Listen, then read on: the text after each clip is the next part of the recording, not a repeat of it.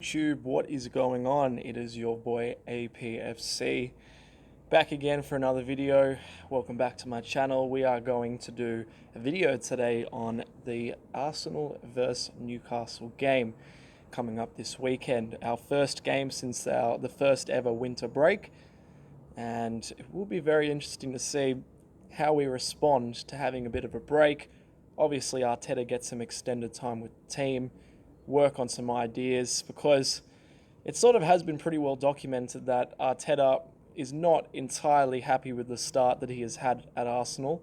Whether that's more of a reflection on himself as a manager or the players that we have, I think only time will tell there, but it's looking like that he's not that happy with the players that he currently has, and all the reports coming out saying that he is probably looking to bring quite a few players in, but most likely sell many players that we currently have.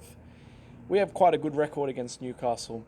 We've won 13 out of the last 14 league games against Newcastle. And the last time we played Newcastle was a 1-0 away victory at round 1 of the whole Premier League season at St James's Park. That was probably, in my opinion, our best away performance of the season. Probably under the Emery reign. The only other away performance maybe I could think that we played quite well was possibly against Chelsea. There hasn't really been too much to cheer about away from home, but realistically there also hasn't had much to cheer about at home either. Arsenal in league form, home league form, is 13th. If you really think about that, that is well below par. Not just because of a club of our size, but if you look at our record at home over the last few seasons or so, that has usually been our saving grace in respects to being in and around that fourth place. And even towards the end of the Wenger era, Wenger's last season, if it wasn't for our home form, we probably would have finished mid-table or lower that season. Obviously, it's all caught up with us now because now we're not good at home or away from home. But Newcastle have quite a poor away record. They have the 15th worst away record of the season, and they've only scored 12 goals in 12 games away from home. This is why I'm feeling quite confident for this one. And if you guys watched my preview with the Burnley game, I was quite confident about that. Maybe it was false hope, but I just think that this break is going to do us wonders in some respects. I just think that there's some players that aren't fully aware of the sort of system that Arteta wants to play. There's been many players that have improved in some respects. You had Granit Xhaka, who I think is performing the best he's ever performed at Arsenal. You know, you have Lucas Torreira, who's been a key player as well. David Luiz has probably been, alongside Granit Xhaka, as our two most improved players since Arteta has come in. But it will be very interesting to see how our out-of-form players perform after this winter break and having a bit more time with the manager Arteta. Two of the ones that I'm sort of want to focus on today is not just Lacazette, because everyone, and it's well documented that everyone knows about Lacazette's poor form this season, but I want to talk a bit more about Nicolas Pepe, because I think he's probably been, alongside Lacazette, our worst player since Arteta has come in. He was brilliant against Man United. Against Chelsea in patches, he was decent. But at the same time, I meant Chelsea at home, not Chelsea away, but at the same time, we just don't really seem to be getting a lot out of him right now. And I think a lot of that is down to how we set up as a side, because a lot of people will be very well aware that we're probably a little bit too dominant down the left-hand side. Obviously, Xhaka drops in to play more of that left-back sort of role when we attack, and it allows our wing-back and our left midfielder to get forward, which has usually been Aubameyang or Martinelli, but I'll get to that at the end when I do a predicted lineup. But yeah, it's a big game for Nicolas Pepe, because he needs to sort of attempt to take the game by the scruff of the neck a bit more. I like how he has the initiative to take on players. I do feel, though, that he chooses the wrong time to take on players, and his dribbling succession lately, in my opinion, has not been very good. He hasn't been very consistent with that. I think as a unit, we don't play to his strengths either. I think if we played a bit more of a fast break, counter-attacking style football, I think it probably suit him a bit more. But I think a more possession-based football, Nicolas Pepe is struggling. I would say I'm not saying that he's at that level, but I would say Nicolas Pepe would probably suit a Liverpool style of play or a Leicester style of play more so of how quickly they break and how they use the wingers effectively, putting through balls through them and whatnot. And it doesn't help that another out-of-form player, Mesut Ozil, is not really pulling his weight. Now, Mesut Ozil has got 1 assist, or I think maybe it was 2 assists all season, and he looks a shadow of himself. Obviously, maybe 2 years ago, everyone knew that his defensive ability was completely gone, but he was still chipping in with the odd, blinder of a game in respects to linking up the midfield in the attack. But those through balls that we're very, used to being able to see Ozil do has completely vanished this season. And I've done a video on this regarding Ozil. I do genuinely believe that we really should have let him go in the last window, considering apparently an offer came in from a Qatari club.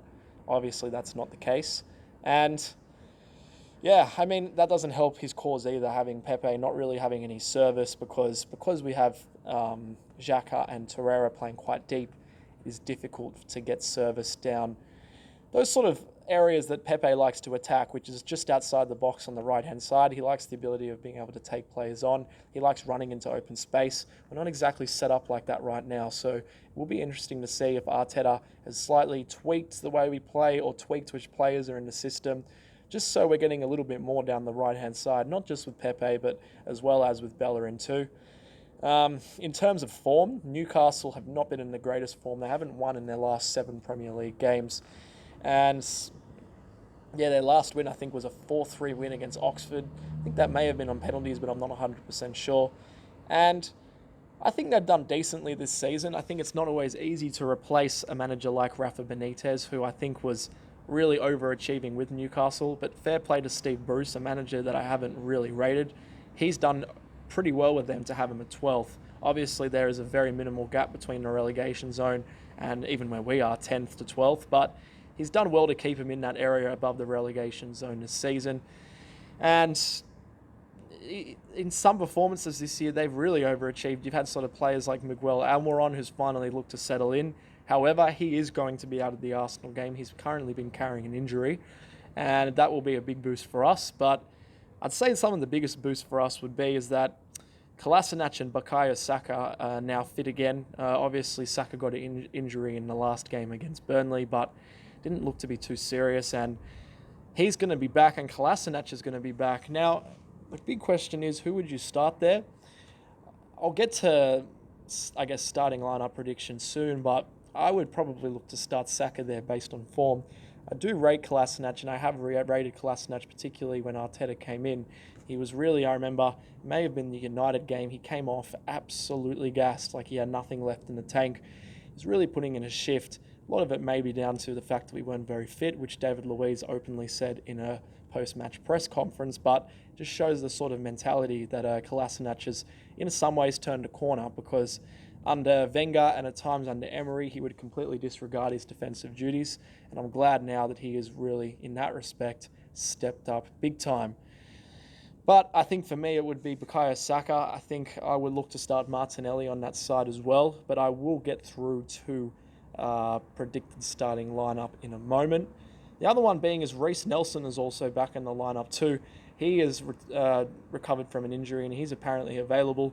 I think Reece Nelson is really going to be a player that Arteta will look to bring in this season, and you could see for the first couple of games where he was playing Reece Nelson over Nicolas Pepe, it sort of shows maybe how highly he rates Reece Nelson, or maybe how little he rates Nicolas Pepe.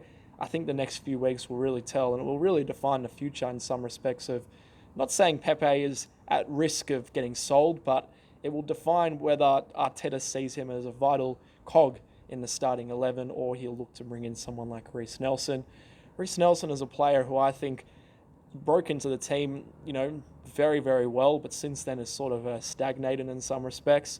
I think a younger manager will really suit his development, but yeah, it will just be, I haven't really rated his performances, and I still think Reece Nelson is a Europa League player at best right now. I'd be looking to play him in that competition, but generally speaking, there could be a big part for him to play moving forward. So how can we get the victory? How can we get the victory, and what can we improve on in previous games? As I said before, we can't be as dominant down the left-hand side. I found at times Burnley found us a little bit too predictable with the overlapping wing-back. Saka had an excellent first half before he got injured against Burnley. But I just really think that, and I hope that we've worked on this, that we need to sort of diversify a little bit more in respects to our movement at the top and the final third, because at the end of the day, there's patches of the game where we are really showing a lot of movement in the box, but it's all a little bit too predictable, and it's all really dominant on Xhaka dropping in between the two centre backs or in that left back position and playing it, sort of holding back so the left hand side can get through. I just would like to be able to see this down the right hand side as well, because although I haven't been Bellerin's biggest fan in the past, I think Bellerin has a lot to offer going forward in some respects, and I think with Pepe, they could form a solid partnership. They really haven't had the opportunity to play with each other that much. And I just really want to see us looking down to go down that right-hand side as well. We really need to start seeing the most out of Pepe now. And, I am very well aware that certain players take longer than others to adapt to the Premier League. But at the same time, we are about September, October, November, December, January, February, 6 months into the season now. This is the better time. This is the only really time for him to really push forward. We've got a decent run of games coming up. It would be good for his confidence coming into some of our more difficult games that Pepe at least perhaps has a couple of goals or assists under his belt. I would be looking to play Aubameyang through the middle, and I would be looking to drop Lacazette if we're going to win this game.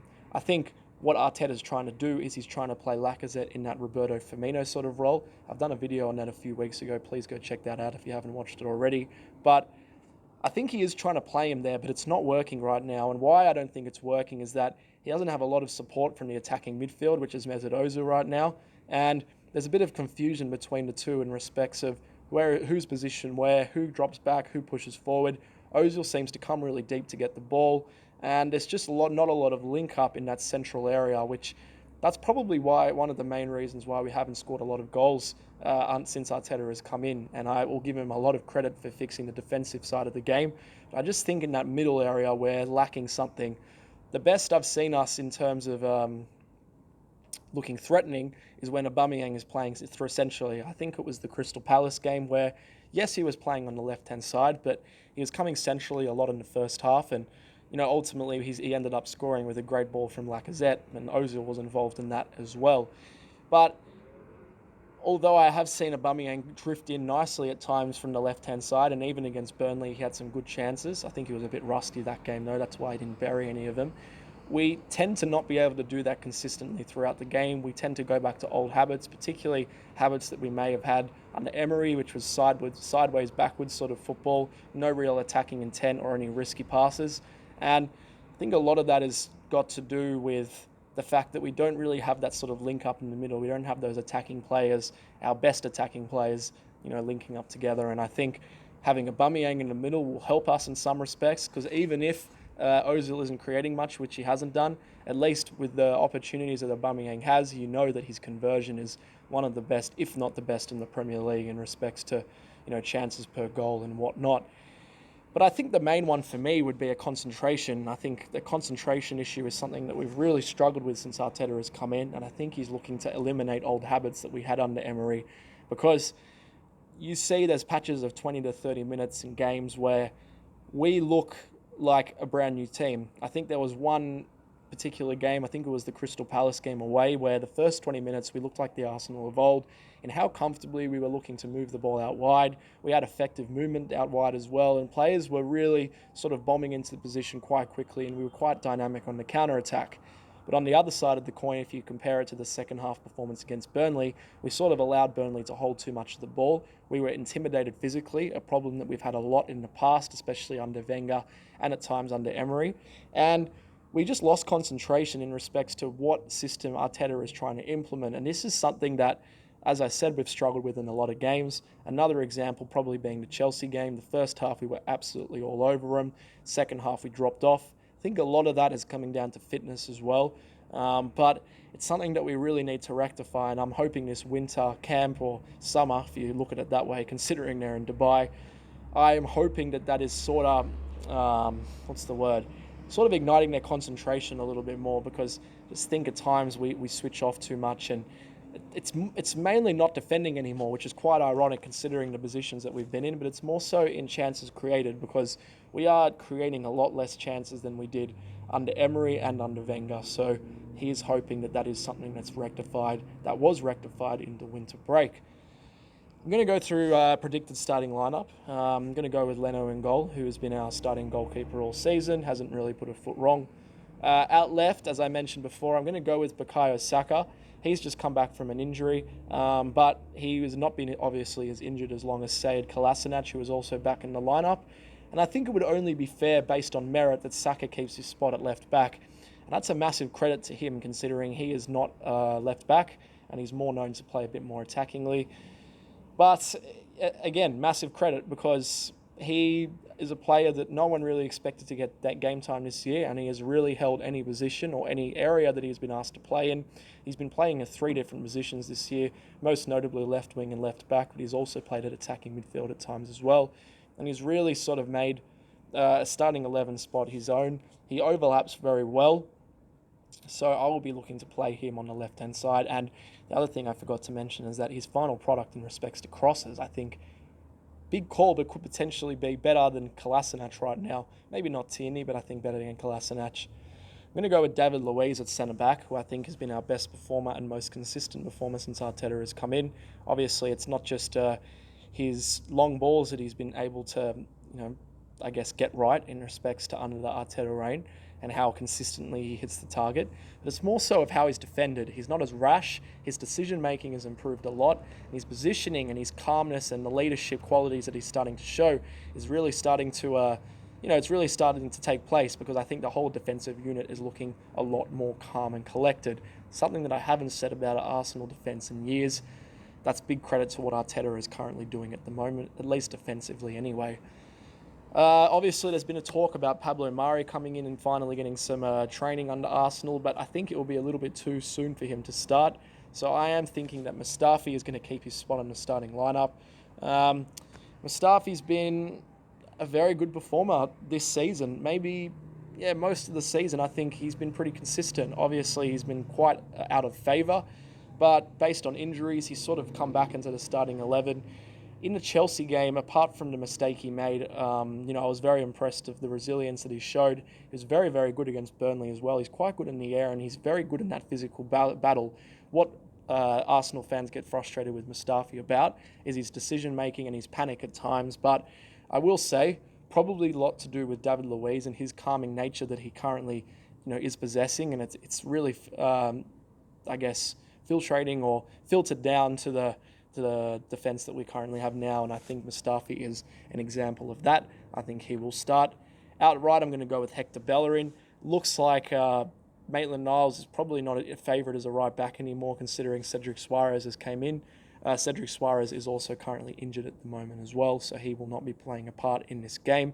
So Bellerin is the clear favourite for right back. I was quite impressed with Bellerin against Burnley. I thought he had a very good game, and I think he is showing signs of getting back to the Bellerin of old. He is hoping anyway, because he's a player that I initially thought we should be looking to sell, but this is a massive opportunity for him to sort of stamp his place in the starting lineup, so people aren't really questioning, if he not only should be in the starting lineup, but should be at the club at all, because there's been some performances recently that haven't been as good. But hey, I think Bellerin's the clear starter for me.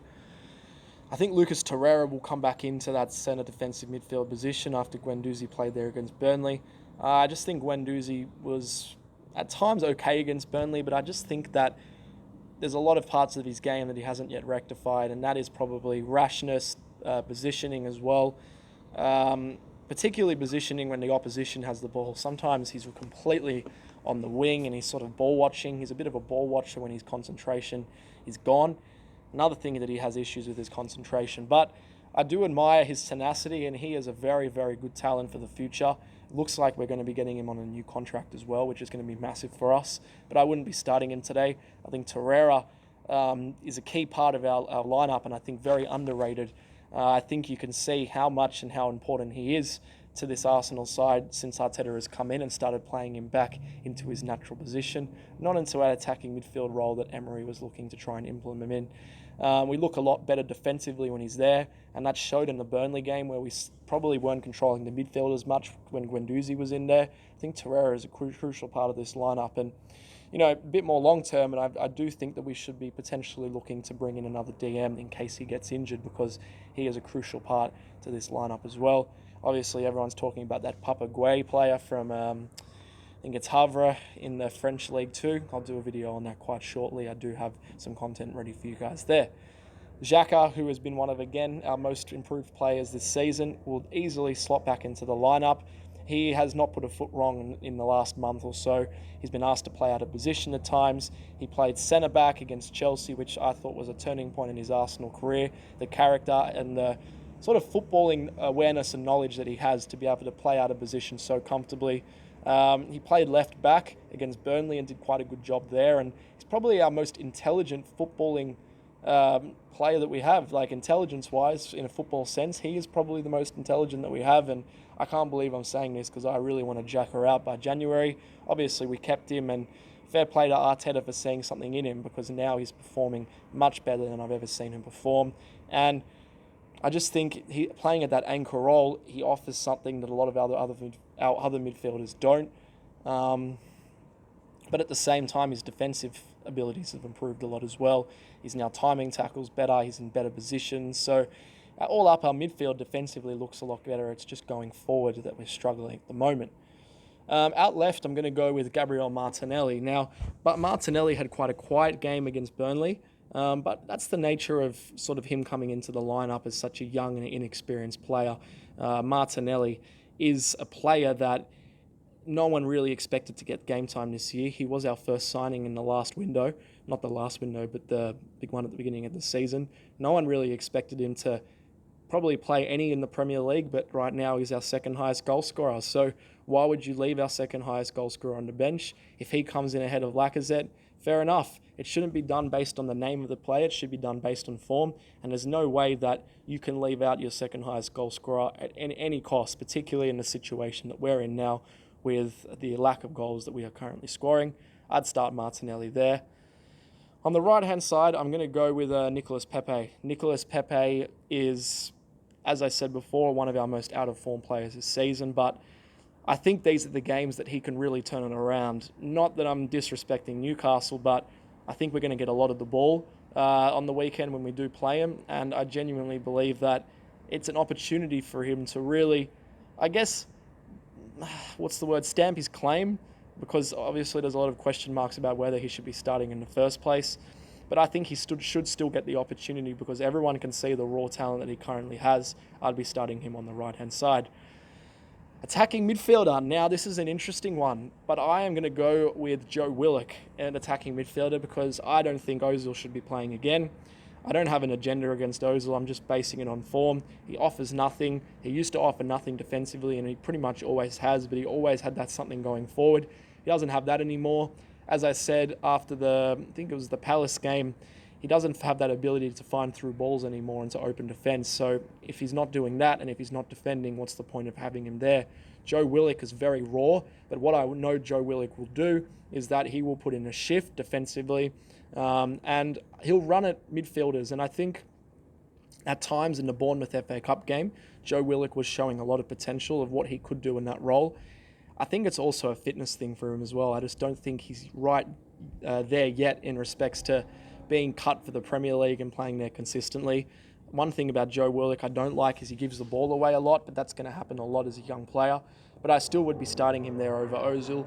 A lot of people would say Ceballos maybe, but I'm not 100% sure he's even going to play him, so I'm not even going to bother putting him into the lineup for me. And if Ceballos is a loan signing and we're not looking to sign him permanently, as much as I like him, maybe we should be looking to play players that we do have permanently, and that's young players that have a lot of raw potential. So I would be starting him there. And up front, I'm going to drop Lacazette and go with Pierre-Emerick Aubameyang. This is a bit of a straightforward one to me. I just think that, Arteta has said that it's a clean slate for everyone. That's what he said when he came in.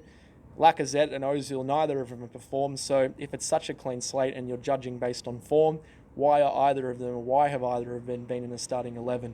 Surely this is an opportunity to bring some of these other players in, such as Martinelli, and allow Aubameyang to play through the middle, because everybody knows that he's a world-class striker through the middle.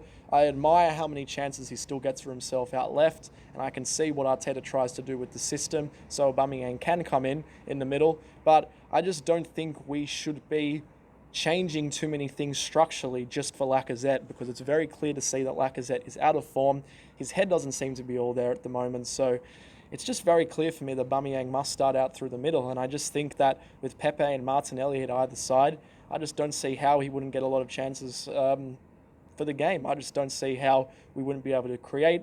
If we focus more on the left and the right-hand side, particularly on the right-hand side, I do find that we'll probably get a good result on the weekend. But yeah, I mean, Aubameyang would be very clear starter for me. For a prediction, I'm going to go with a 2-0. I think we will get the win. Could be a 1-0 as well. I still think the winter break will not pretty much fix all our goal-scoring problems, but here's hoping anyway. But I think we will get a 2-0 win against Newcastle. Obviously, our home record is I think it was the 12th best in the season, 13th best in the season. So it hasn't been overly inspiring. But these are sort of the games that we really should be putting teams away. But anyway, thanks for watching my video, guys. I hope you really enjoyed it. Do keep your eyes peeled for more videos coming up in the weekend. Have a great day. Look forward to chatting to you guys soon.